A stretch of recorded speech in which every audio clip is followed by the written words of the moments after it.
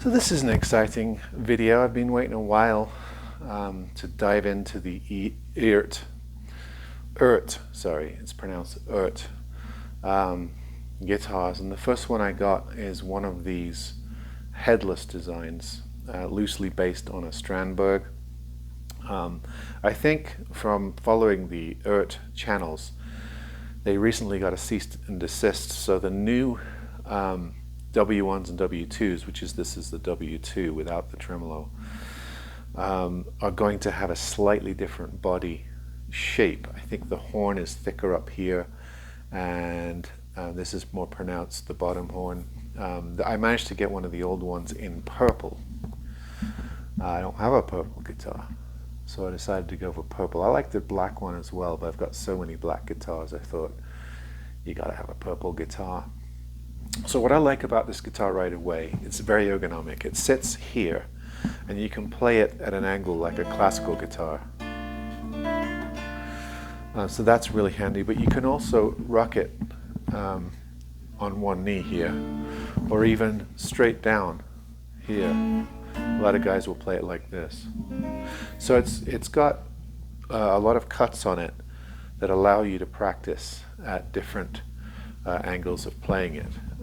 It sits nicely in various positions, and I think it's designed to do so. And these are often marketed as classical guitars. When you get it out, it's small and fairly light. I can hold it with one hand here. So often it gets, sort of marketed as a practice guitar or a travel guitar, and you could use it for either one of those things. However, a lot of people have been getting these and saying that they are absolutely gig worthy. And the number one compliment that I'm hearing is the neck and fretwork. And I have to agree with that. This came out of the box yesterday. I lowered the action just a bit and did a slight truss rod. So I wasn't one of those lucky people that got it absolutely perfect out of the box like a lot of people have.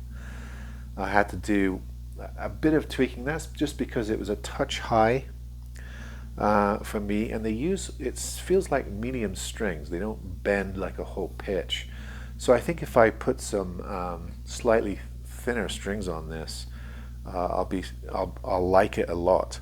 I think they use maybe maybe 10s or 11s on these, because you can't bend all the way. It's pretty thick, and that might be to do also with the shorter string length, and the fact that you've got the ball end up here and the other end down here. I don't know. I've never had a headless guitar before, so it's all an experiment. Yeah, but the neck is very nice. It has a satin finished neck with a couple of stripes on it. Very nice chocolate rosewood with simple mother of pearl. Very slick, very nice neck indeed. Nice tonal variations. The pickups are quite nice. I particularly like it for clean work, but my preference is towards that anyway. It's got very clear bell-like sound, particularly in the middle and the neck pickup position. It's, of course, as usual, a lot brighter in the bridge position, but that's probably preferable for your high gain.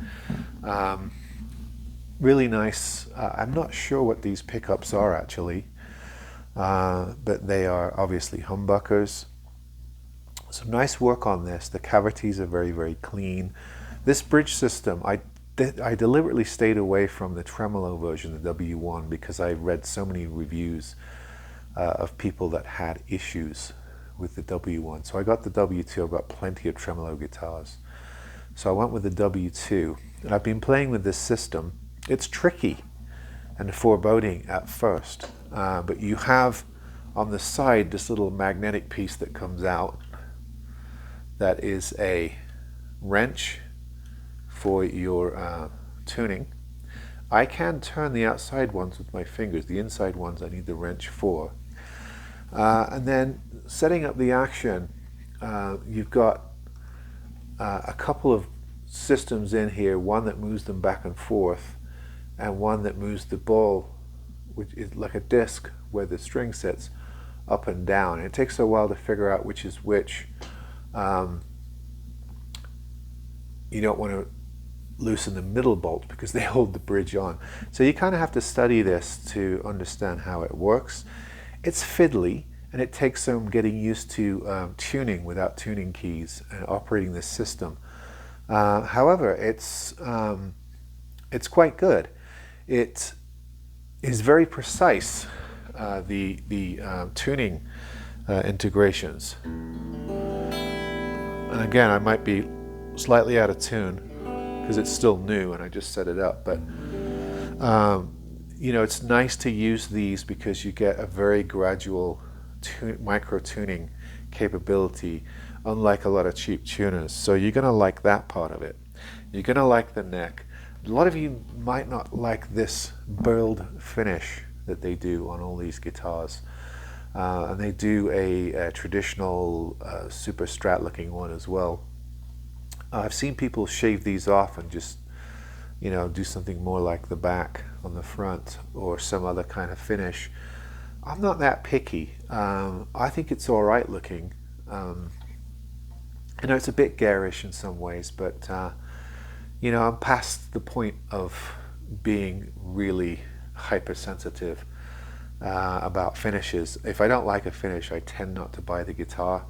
For myself, I mean. And if I think the finish is, it's pretty cool, I'll buy the guitar. I'm not ultra sensitive about this. Would I play this as my number one guitar at a show with this finish? Maybe not. Maybe I would. I don't know. I'm just not as picky as I used to be. Back in my gothic rock days where everything had to sort of fit the aesthetic. I no longer care as much. This is really interesting in the back because you have sort of a three-piece design. The sculpting on this is really nice, but you see this wing here? Looks like maple to me, and the middle looks like mahogany, so that's kind of interesting. And I think this is actually two pieces. I think this is a piece here, and I think all this is one piece. Like I said, the cut and the sculpting, the way they sculpt down thinner towards the bolt-on area is really nice for positioning. It's really, really comfortable to play.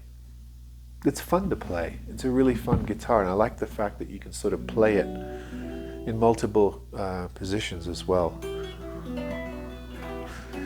I like to do a lot of finger picking, even on electrics. And it helps if you can angle the guitar like more of a classical style.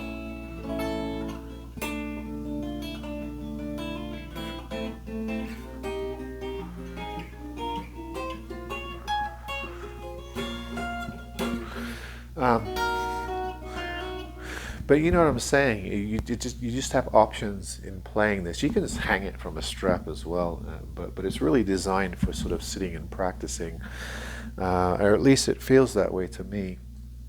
And it sits really nicely. You don't necessarily need a classical, what do you call it, a foot raising device. It's probably a simple word for that. I just can't think of it at the moment.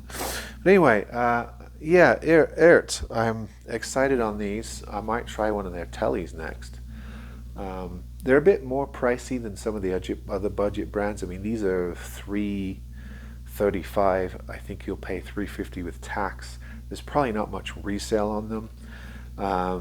So this is the sort of thing you'd buy to keep rather than to flip, unless the buzz gets up to Firefly and IYV levels to where people can do a bit of setup work and maybe charge a little bit more if they're out of the production, or maybe these old design W1s and 2s will be desirable and you'll start seeing them appear in the used market, because I've heard a lot of people don't like the new cut, the new design that they've just put on Amazon with the different shape. which they had to do after what I've heard, receiving a cease and desist letter, probably from Strandberg and other companies. I don't know if that's true. That's just a rumor that I've heard. It wouldn't surprise me. It happens all the time in the guitar industry. It happened while I was doing QC for a big guitar company. So it's something I've seen firsthand. Another thing about this is look where the jack is on the inside there. You see that? So it doesn't hang down here or here or here. It's on the inside in this recessed area right here, which is kind of a nice design.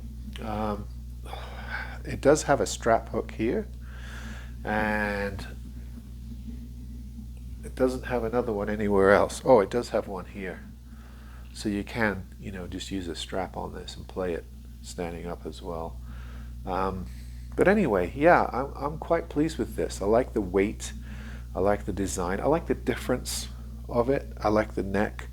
I think the pickups are nicely voiced. The tuning system is really nice as well. It takes getting used to. It's a different kind of guitar than all my other guitars, but it's been sitting in my room now for a couple of days and I keep grabbing it. So it wants to be played, and there's an ergonomic quality to it that draws you to it, particularly for sitting and working out or practicing, or just noodling for fun.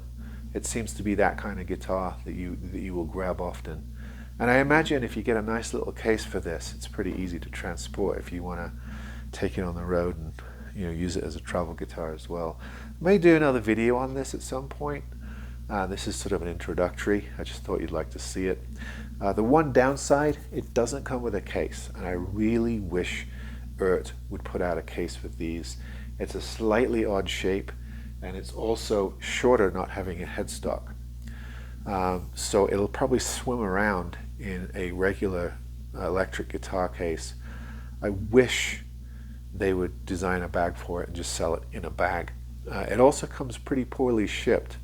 And if they were smart, they would make a gig bag for it and ship it in the gig bag, and probably have a lot less damage guitars coming back. I'm not sure if that's a problem, but I wasn't impressed with the way this came shipped. And if it were my company, I'd make a gig bag for this and ship it in a gig bag. It just makes sense. But anyway, it's a really nice guitar. It's fun to play, and I may revisit it at some point in the future, maybe do some comparisons and things like that. But let me know what you think. This is the Eart W2 headless guitar. A lot of buzz on this, a lot of people doing videos. I'm late to the party, but it's nice to finally get a look at this particular company. See you on the next one.